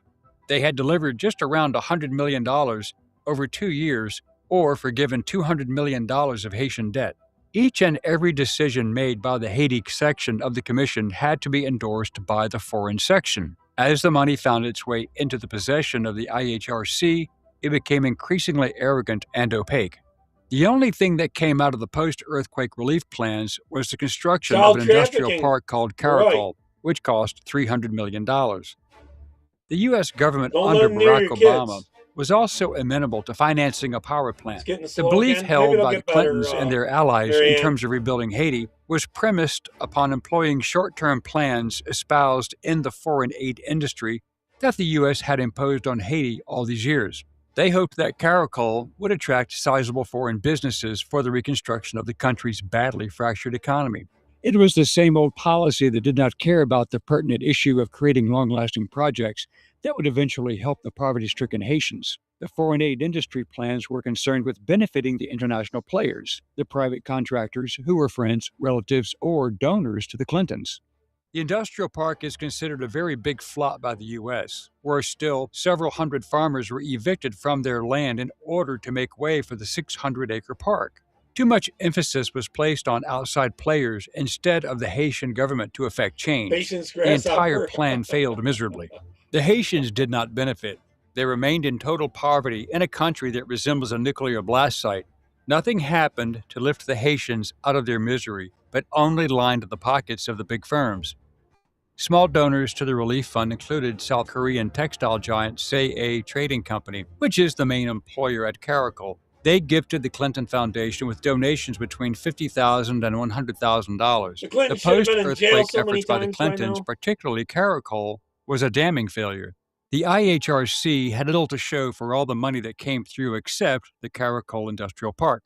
Not much reconstruction in Haiti was done. Where did all the money go? The Clinton Foundation has refuted claims that it had influence in the running of the IHRC, saying, quote, "Since 2010, the foundation has worked on the high ground in Haiti with a range of partners, helping more than 7,500 farmers lift themselves out of poverty, improving the Haitian environment by planting more than 5 million trees and installing more than 400 kilowatts of clean energy, and supporting women through literacy training and job skills for over 2,000 women." End quote. It has been speculated that some of the money that came through the commission found its way towards sponsoring Hillary Clinton's presidential campaign, which she lost to Donald Trump in 2016. But this is an area she has always been evasive about when probed. They become allegations without proof, but to Haitians, the more she dodges the question, the more she becomes suspicious and pernicious to the interest of Haitians. What's your thoughts on that? Everyone's chasing AI stocks, but AI doesn't run on code. It runs on power. It is estimated that the IHRC collected over $5.3 billion over 2 years and $9.9 billion in 3 years, but Haitians still find themselves mired in abject poverty. A U.S. Government Accountability Office report under Obama and Hillary Clinton as Secretary of State circumvented the issue by deciding not to investigate any wrongdoing, but the gravity of the failure made them mention that the plans by the IHRC, co-chaired by Bill Clinton, did not align with the Haitians' priorities. Haitians were screwed, but the political coffers for Clinton's 2016 presidential run rapidly overflowed with money, much. Didn't they also find a lot of warehouses full with stuff and never got delivered to the people there? From foreign sources, which is illegal, but they were diverted through law firms and U.S. companies who recycled their payoffs from the donations. Even liberal activist actor Sean Penn, who was on the ground helping with famine and shelter relief, at least walked the walk as a humanitarian, and he openly blasted the Clinton Foundation for the scam. The failure by the IHRC to rebuild Haiti is still haunting Haiti. The failed agricultural policies by the U.S. made sure Haiti, a country that produced its own rice, would be reliant on U.S. food to the extent that Haiti imports food from the U.S. Foreign aid is continuously pumped into Haiti, and no plan is made to bolster the country's own capacity to rebuild and produce. Haiti is still run on which business finds favor with the U.S., and while the Clintons were in charge of the U.S., they presided over these failed policies. It is high time the onus to build Haiti shifts back to their government. So what actually happened? Money flowed into a giant cluster of NGOs, multilateral agencies, U.S. contractors, and they used a lot of that money to get illegals here. Haitian government channels. Lots of it got tied up in consulting, planning, What they always need is an issue. They always need an emergency to take tax dollars from us and then line their pockets. Project development, feasibility studies, coordination committees, not direct build and deliver aid. Basically, it went to political supporters and friends. Clinton insiders were paid money for projects. Most were never started and even fewer were completed. But then, these companies made massive donations to her election campaign. Foreign government contributions to the Clinton Foundation did total in the hundreds of millions. Contributors were Saudi Arabia, Norway, the UAE, Qatar, Kuwait, Australia, Oman, the Netherlands, Germany, Canada, Italy, Ireland, Sweden, and others. The foundation boasted all the money they received, but they also included pledges in the total figure, not just money deposited. Miraculously, over $1 billion made its way to Hillary's election campaign. So, the public takeaway became, this thing sure looks like an influence machine wearing a charity t-shirt. The modern elite NGO mechanism can blend philanthropy, and that's not even counting all the other money that came in from leftist groups, access, and political positioning so tightly that even if it's technically legal, it's socially indistinguishable from influence brokering. Little grasshopper? It was so bad, even the liberal Vanity Fair did a brutal forensic narrative on the subject in 2015. The Wall Street Journal and other major publications also reported on the missing funds, lack of transparency, and apparent fraud, which resulted. The reality is that the Clinton Foundation is the primary case study that permanently ended the era of we can have political dynasties and massive tax-exempt global influence platforms and pretend these things are separate. Too much program money was implementation light and political influence heavy. The Clinton Foundation and the DNC refused to publish their donor list, then claimed their server was hacked to prevent an audit. Essentially, the Clintons received a pass from a federal authority in the Obama Overwatch Collective. Maybe she smashed more Blackberries with their hammers. The SEC, IRS, FEC, FBI, and other agencies were told hands off on any investigations, despite whistleblowers stating this is a prosecutable money laundering operation. Seems everyone except the Democrats in government knew something was wrong. The Clinton Foundation was playing 21st century global influence peddling using 20th century nonprofit rules, and the whole thing looked like a diplomatic cocktail party with a donation jar. Many have claimed that the entire enterprise was a major conflict of interest due to Hillary Clinton being Secretary of State under Obama, which carried influence with the now defunct USAID and Congress to give American taxpayer money to foreign causes without any financial or legal oversight. Bill Clinton did receive very large speaking fees as a result from entities tied to Russia, Russian finance, while Hillary was Secretary of State, including Hillary Clinton brokering the sale of uranium to Russia.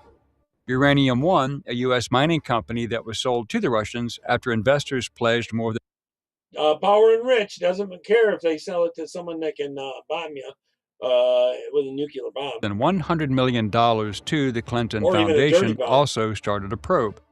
That story was confirmed in a front-page article by the New York Times. The sale resulted in Bill Clinton being offered $500,000 to give a speech to Renaissance Capital, or RENCAP, in Moscow in 2010, which was at the time majority owned by oligarch Mikhail Prokhorov. Congress was never informed or gave authorization for this transaction. Uranium is a national security issue. The Clinton era is the last time in U.S. Bill history Gates, you will look at see a it. political dynasty simultaneously run a global NGO, collect sovereign And, speaking checks, and sit in the Sleepy cabinet, Sniffy Joe there and had not something to do expect with a that mushroom uranium cloud of deal, suspicion. too. The Clinton Foundation still exists, and the corruption has not subsided. 85 of the 154 donors to the foundation were also meeting with Hillary while she was at the State Department. Emails turned up showing how the foundation intervened to arrange a meeting between Clinton and the Crown Prince of Bahrain, a country that had been a major foundation donor. A Chicago commodities trader who donated $100,000 to the foundation got a top job on a State Department arms control panel despite having no experience in the area. Throughout all Sort of this, like, the Clintons Hunter and their Biden getting defenders jobs. insisted that the foundation was doing great work for mankind. It was helping the poor and sick around the world. Chelsea It got Clinton top got ratings jobs, from too, charity same rating way. agencies. They said there wasn't any hard Yeah, it's evidence their of own little wrongdoing, world. but the facts now prove otherwise. My energy bill dropped from $150 to And they want $50 more by doing control. this. My friends laughed at me when I spent $40. After Clinton Marianne, lost they the want more 2016 control. election, she immediately shuttered the Clinton Global Initiative and laid off 22 employees. Financial documents show that contributions and grants to the Clinton Foundation plunged since Hillary lost her election bid and she was no longer Secretary of State or a senator. Donations dropped from $216 million in 2016 to just $26.5 million in 2017, a stunning 88% fall because she then had no influence to peddle for profits. The only Wonder how reasonable explanation is that donors weren't interested in what the foundation supposedly did for Oh, humanity. that's okay, Mr. They Fixer. wanted influence. They were interested in the political favors they knew their money would buy. Throughout Clinton's tenure as Secretary of State, the foundation pulled in an average of $254 million a year without any federal oversight, as would be expected of a 501c3 nonprofit. There was not even an IRS audit. In recent years, even more whistleblowers and investigators have painted a damning picture of financial misconduct, alleging the foundation operated as a closely held family nothing ever partnership happens. rather than a legitimate charity. Yet repeatedly probes into these allegations by the IRS and FBI have been abruptly derailed, raising suspicions of political interference and a deep state shielding powerful elites. Suspicions? Newly unearthed documents To the point you know reported damn by well that they're Just the News reveal a corrupt as pattern hell. of halted investigations, from the FBI's 2016 inquiries to the IRS's 2019 criminal probe. In 2017, financial experts John Moynihan, a retired Cook DEA should've gone financial after when he crimes got in. analyst, and Larry Doyle, a corporate tax 2000, compliance officer, submitted over 6,000 pages 17. of evidence to the IRS and FBI alleging serious financial improprieties by the Clinton Foundation.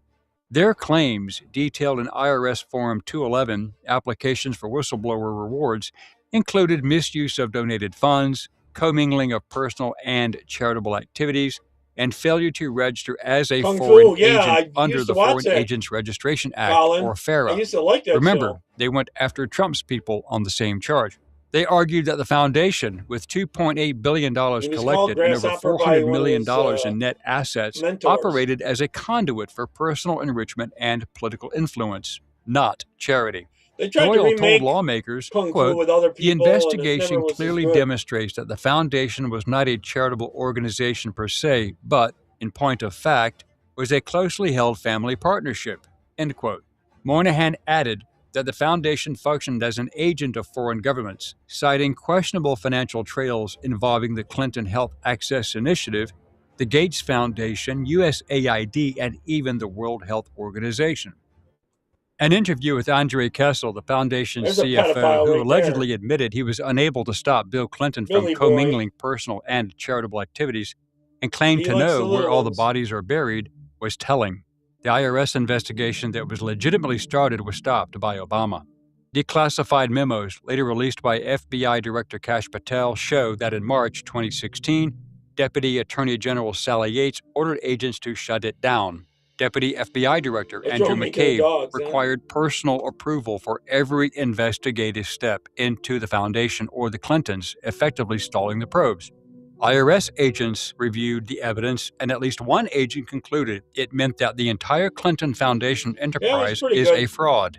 Agents then moved to treat the whistleblowers as cooperating witnesses and even set up secure computer servers to hold the material they had collected. By the time the 2016 election neared, all 4 FBI investigations were effectively dead, with senior officials cited as restricting activity for months. While the Clinton Foundation probes were stifled, the FBI launched a full investigation into Trump's alleged Russia ties based upon a single conversation in a London wine bar, greenlighting it in 3 days. That just shows you how deep the corruption goes. Peter Schweitzer, speaking on OANN with Matt Gaetz, called this a double standard, noting that while Clinton's probes were killed, a fictional investigation into Trump was aggressively pursued. This disparity fuels claims of a deep state protecting the Clintons while targeting their political rivals. And see our video on the deep state. In the end, the Clinton Foundation operated as a conduit for political and personal gain, wrapped in the veneer of global charity. The only question left is whether any administration will ever have the will to investigate it without interference. Was the Clinton Foundation corrupt? We let you decide. Yeah. Thank you for watching this episode of Forgotten History. I know damn well that it was corrupt as hell. Corrupt as hell.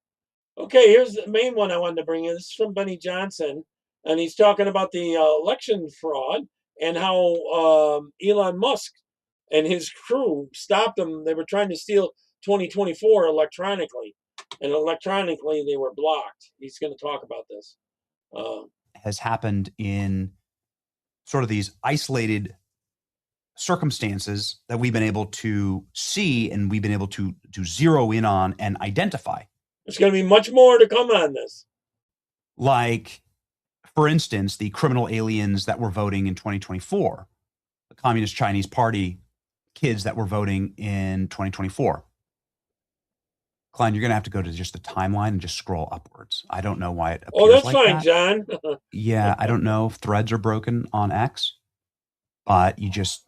Yeah, this is just how I had to do it last night. So. And I'm not sure. ALX, maybe you could like diagnose this as to why exactly that is happening, but it is what it is.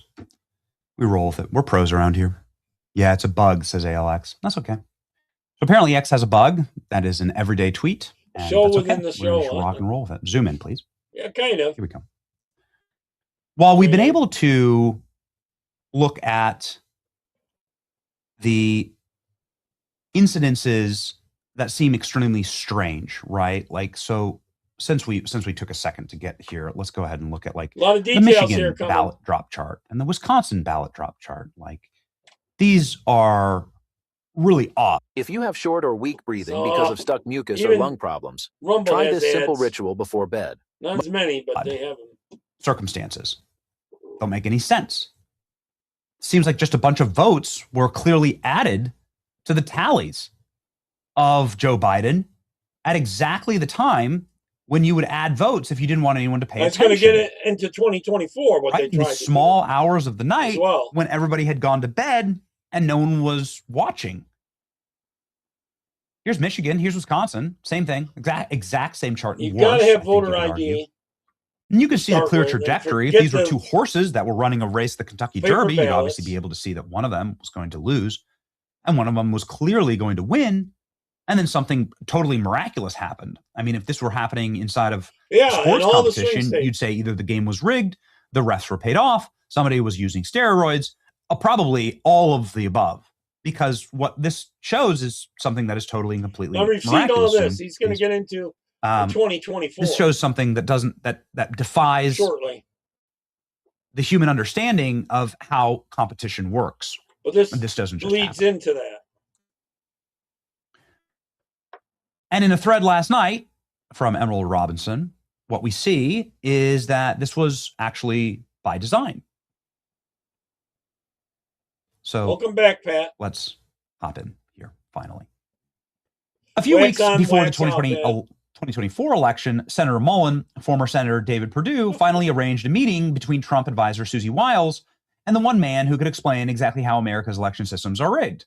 The meeting took place at Mar-a-Lago. This is all new information to me. Susie Wiles had publicly said that the election fraud was not real and that people that thought so were crazy. That's a matter of fact. Susie Wiles comes from sort of institutional Republican thinking. And that's all right. Obviously, there was no guarantee that this was going to be a winning message. In fact, there was a guarantor that some people who had run on this message, like Kari Lake, had been completely schlonged, in the words of Donald Trump, and were not able to win their elections based on mysterious circumstances. Of course, the Kari Lake race is a perfect example of what happens when you start questioning systems like this. These systems, of course, turn against you and are weaponized against you. Kari Lake, in my personal opinion, did in fact win that election. Okay, let's continue. Susie Wiles heard a briefing on election fraud, ate a piece of cake slowly, and then asked for the entire Trump team to be briefed. Let's go. In the end, the man who was doing the briefing on election fraud stayed at Mar-a-Lago for 3 days to brief absolutely everyone. There was only one man who Susie Wiles trusted to confirm all of this, and it was Elon Musk.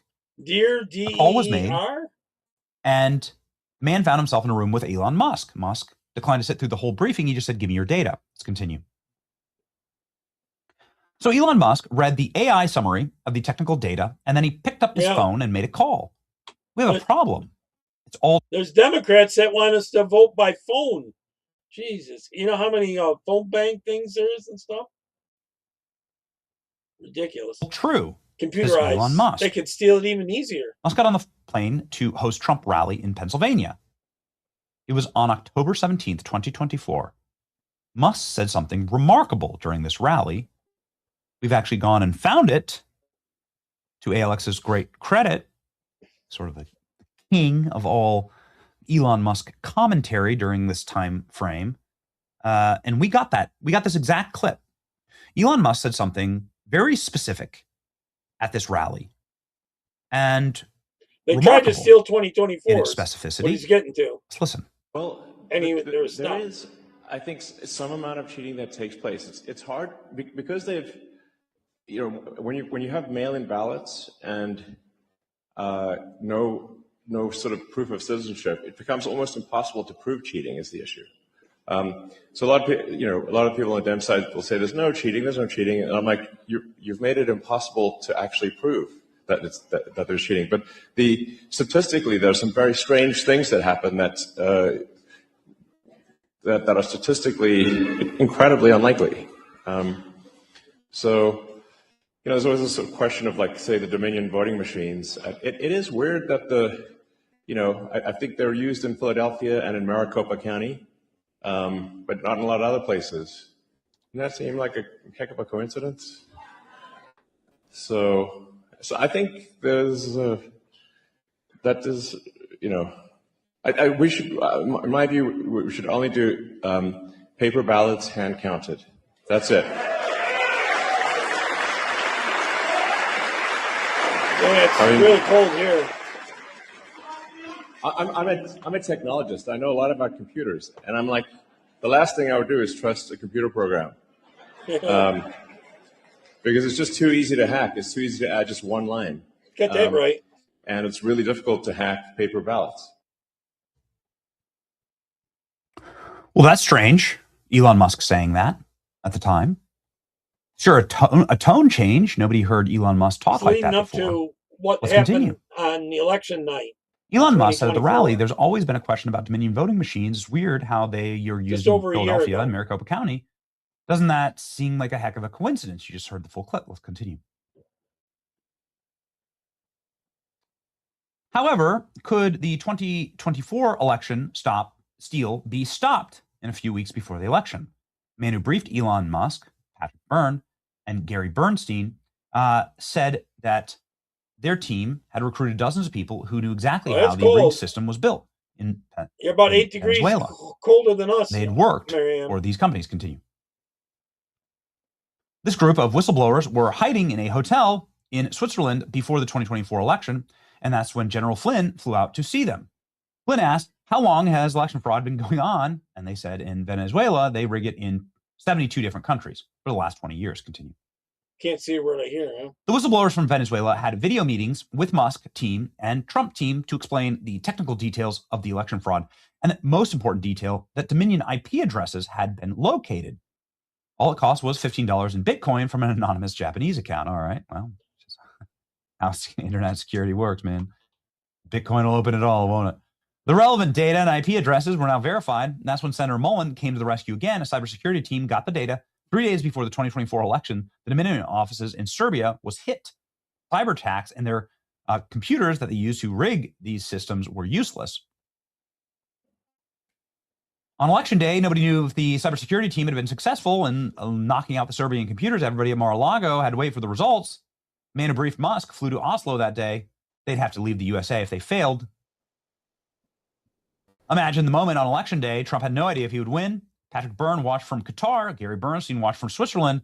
All of them would be hunted down if the 2024 election fraud was successful, and the USA would be finished. Well, as a kid, just a reminder, at this exact time, there. Kamala Harris was going to all of the unions, some of them who had endorsed Trump, and told them that they are going to pay, braggadociously fronting that she, of course, was going to be the next president. There wasn't any question. At this exact same time, also, the pollsters who could be paid off, like Ann Seltzer in Iowa, were running polls that said that Kamala Harris is up in Iowa, a Trump plus 10 state that voted Trump plus 12, actually. It's all done to change the turnout. They're trying to discourage you from going out and vote and to get their side to come out and vote. Wasn't even like a question, but they were running suppression polls. And the game was on. The Kamala Harris campaign was running entirely and totally on vibes, media hype, every now and then you need to sleep in. Fake interviews, canned Kamala speeches where she couldn't deviate from even a word on the prompter. It was completely and totally manufactured in order to create a moment where you could say, like, historically, so many black women showed up for Kamala. It's a miracle. The game was on. The rig was on. The operation was happening. It was happening in real time. We could all see it before our very eyes, and we all had a sort of really bad feeling in our gut about it. Oh, here it's only 6:30. Remember this. Kurt? Trump was upset at his own staff after Elon Musk verified that fraud was real. He'd been gaslit for 4 years by his team to drop the topic. He even hired a Cuban intelligence asset in 2020 to investigate the fraud, to lie to Trump at our election. Are breathing problems due to cigarettes? Try adding this to a glass of water before bed. Did you know that breathing were fair? But that's the thing about Trump. He's always hired the wrong people. And his own advisors tried to keep Trump from the meeting with the team that saved the 2024 election. And then he continued. And then here we go. Let's just call them the team that saved the 2024 election, the Three Musketeers. The man who briefed Musk and Gary Bernstein, Patrick Byrne, and I've now interviewed them many times along with Smartmatic whistleblowers from Venezuela. And I've confirmed my facts with ODNI. Hey, Alex, please get that clip of Tulsi. Maybe you have it in the script already. Tulsi voting machine evidence feedback. Thank you, ALX. Perfect. ODNI, Office of National Intelligence, Director of National Intelligence. What does she have to say about this? Clearly, this is something that would be crippling to our entire nation, were everyone to know about it. What does Tulsi have to say about potential mass rigging of elections? Let's listen. I've got a long list of things that we're investigating. We have the best of the best going after this. Election integrity being one of them. We've got to change their election law. It's got to be changed nationwide. Systems have They're been going to lose a lot to hackers for a very long time and vulnerable to exploitation to manipulate the results of the votes being cast, which further drives forward your mandate to bring about paper ballots across the country so that voters can have faith in the integrity of our elections. Wait a second. So there's the Director of National Intelligence saying that our vote systems can be hacked. That we have vulnerabilities inside of our voting systems.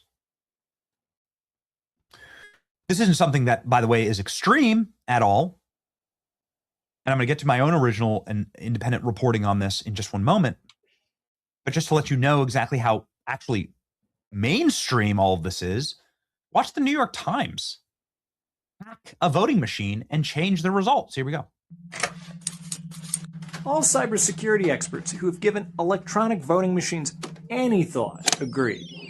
These machines have got to go. To show you why, I'm running a mock election using the same dangerous and obsolete machine still in use today. Our election will find out whether Michigan students prefer their own university or our arch rival, Ohio State. After the chaos of the 2000 election, we were promised a modern and dependable way to vote. Yeah, it was ridiculous. I'm here to tell you that the electronic voting machines Americans got to solve the problem of voting integrity, they turned out to be an awful idea. One vote for McCain. That's because people like me can hack them all too easily. I'm a computer scientist who has hacked a lot of electronic voting machines. I even turned one machine into a video game console. Imagine what the Russians and North Koreans can do. I've even gone to Congress to raise the alarm. Our highly computerized election infrastructure a lot of them are getting elected is vulnerable that way too. To sabotage and even to cyber attacks that could change votes.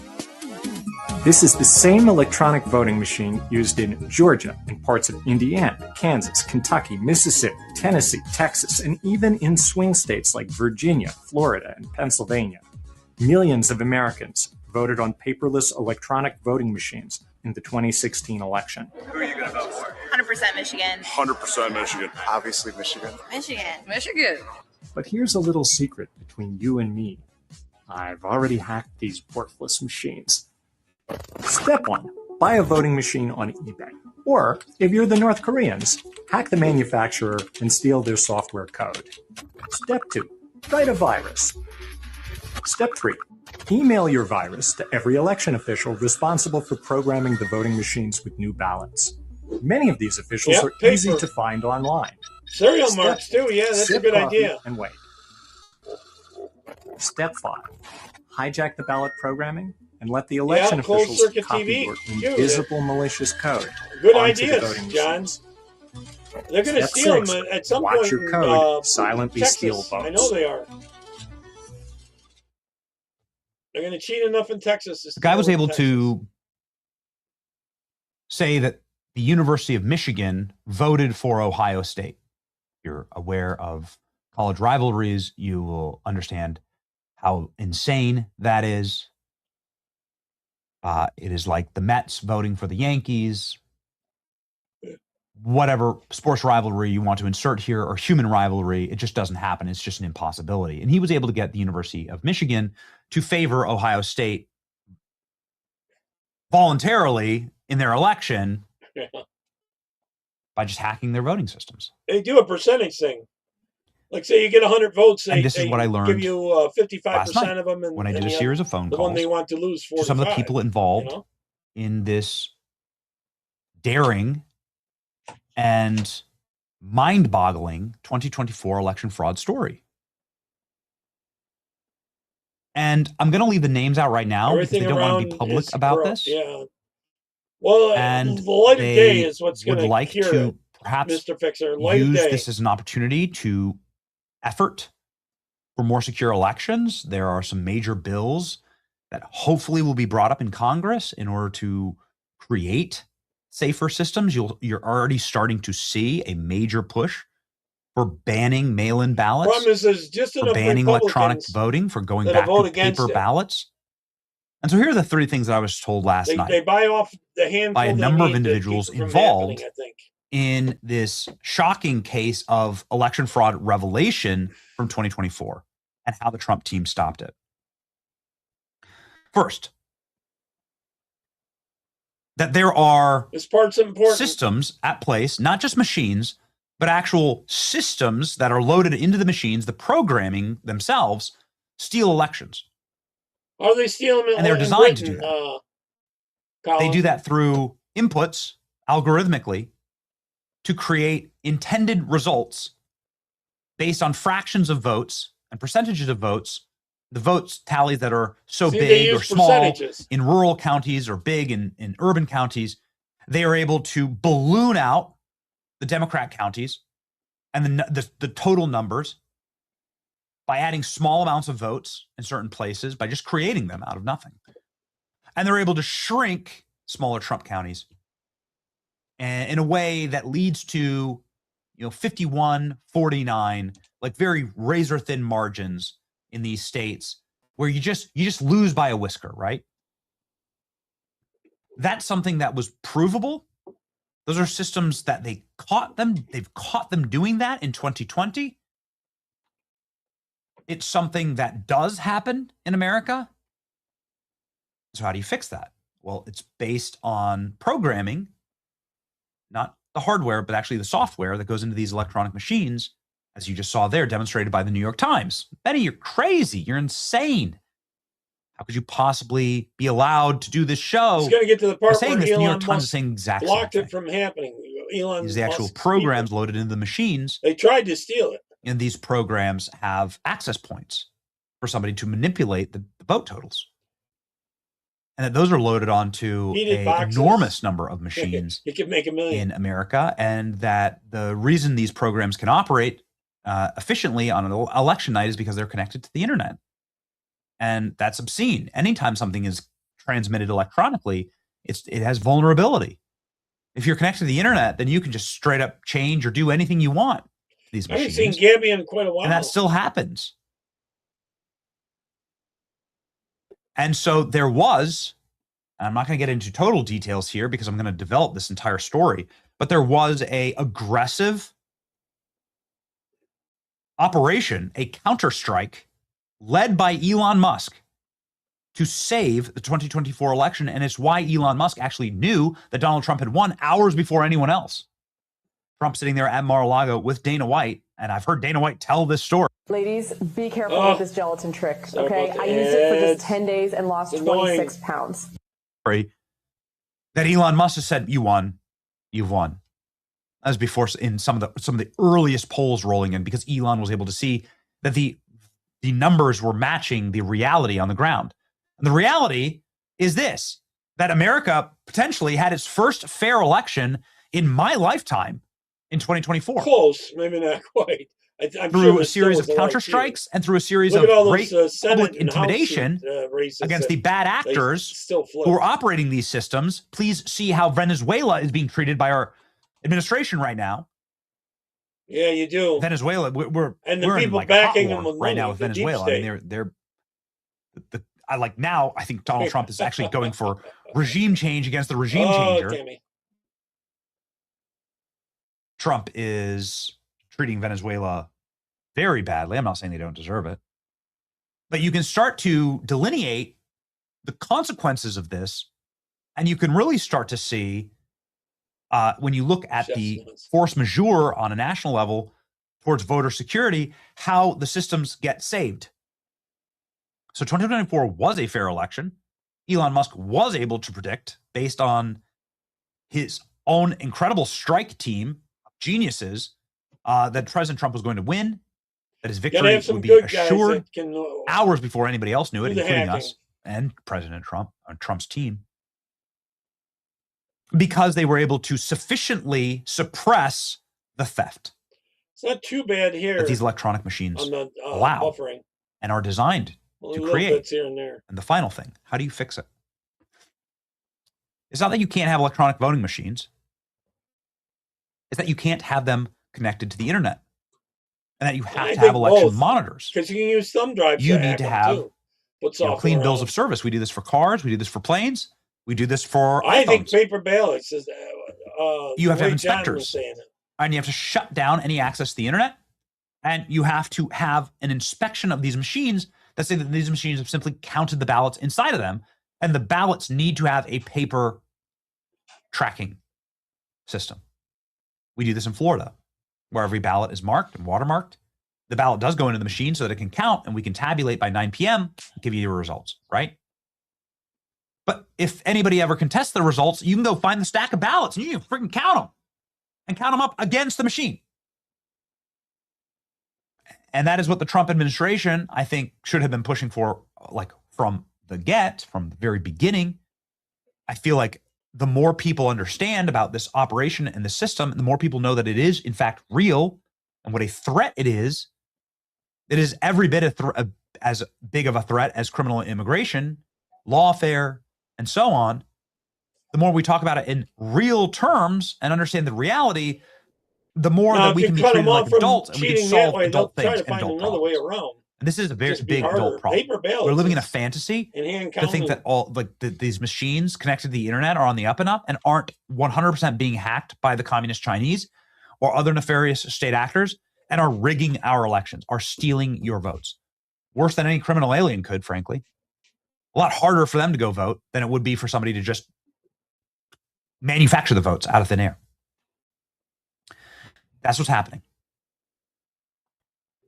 And so it's good to like see this with clear eyes and to live in reality and not the world that we can delude ourselves into thinking exists, because it doesn't. The elections that your grandparents had didn't exist. And you can pretty much argue that like Nixon Kennedy was a stolen election also, right? Like this has been going on for a long time. We have the capacity, technology, and the ability to put an end to it. Do we have the political will? We certainly are going to address it on this show, and we're going to be fearless about it. Someone think, and it looks like they kept it from happening back then. I'm going to play a few more clips before I step out. A little bit more on the illegals coming in.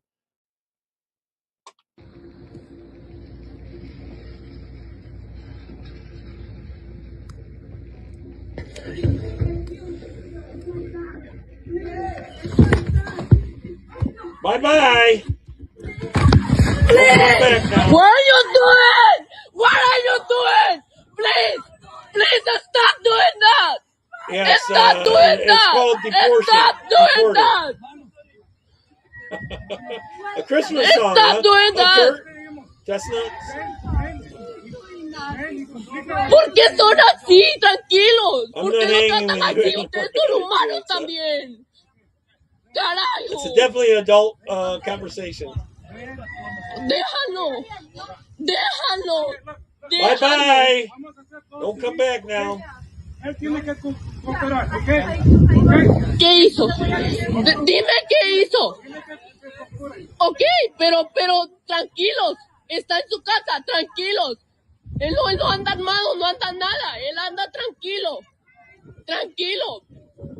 Solo no lo protegen, que es un humano también como ustedes.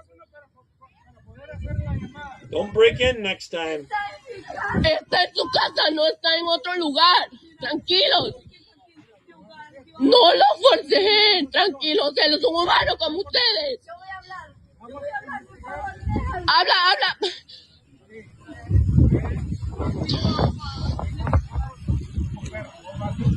¿Qué hizo? Platica aquí. Habla aquí. Tranquilo, habla aquí. Habla aquí. No lo forcejes. Bye-bye. No lo forcejes. No seas tan basura, no lo forcejes. ¿Por qué son así de mierda? ¿Por qué? Yep, they all scream bloody murder. They can self-deport. Here, look at the size of the hall they had down in Texas. I think it was at a construction site.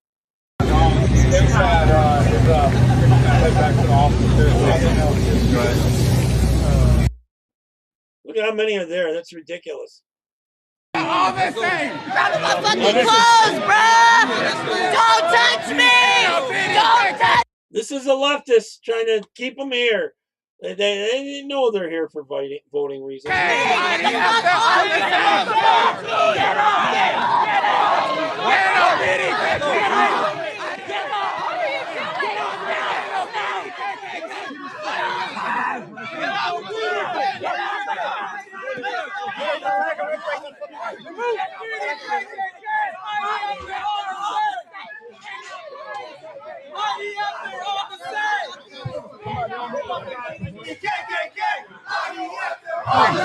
her go!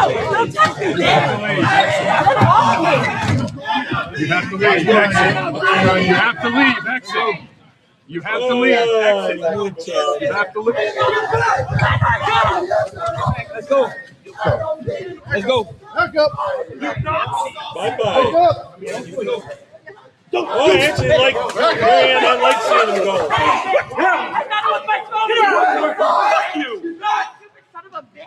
Okay. Okay, we're at No, Ice! Your grandmother's family, and look, I'm looking in your faces right now. Shame on you! Shame on all of you! Sometimes restarting helps.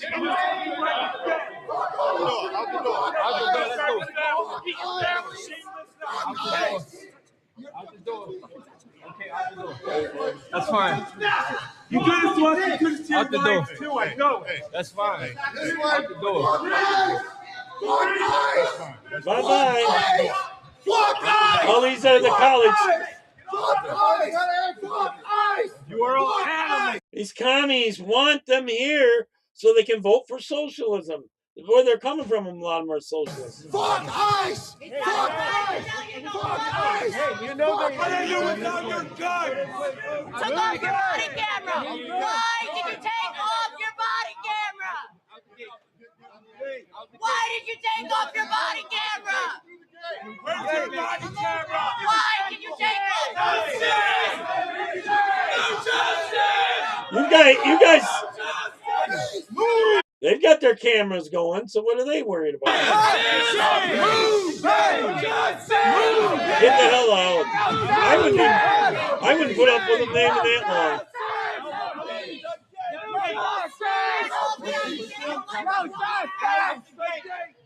Bye-bye. You want this?